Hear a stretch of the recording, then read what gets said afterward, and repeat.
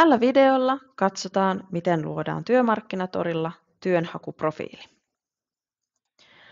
Työnhakuprofiili on virtuaalinen CV, jonka avulla löydät osaamistasi vastaavia työpaikkoja. Sen avulla kerrot työnantajalle, kuka olet ja mitä osaat.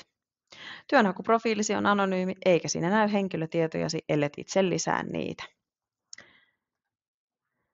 Kun täytät työnhakuprofiilin, saat suosituksia sopivista työpaikoista.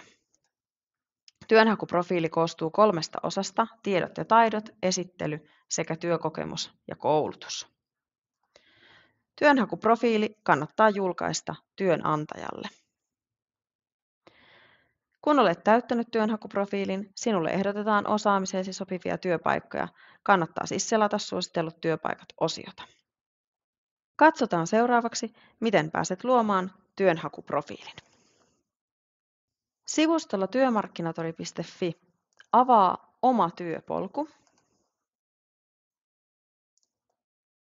Täältä valitse kirjaudu sisään.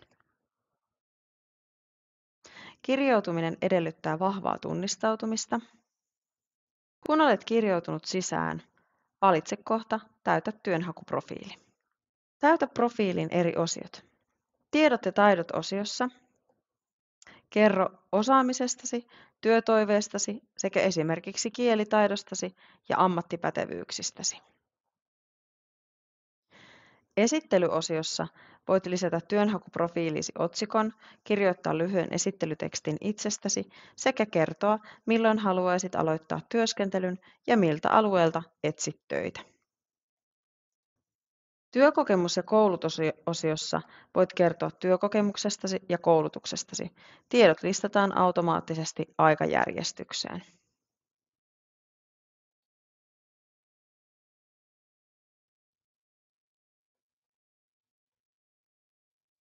Työmarkkinatorin YouTube-kanavalta löytyy myös yksityiskohtaisempi ohjeistusvideo työnhakuprofiilin täyttämiseen.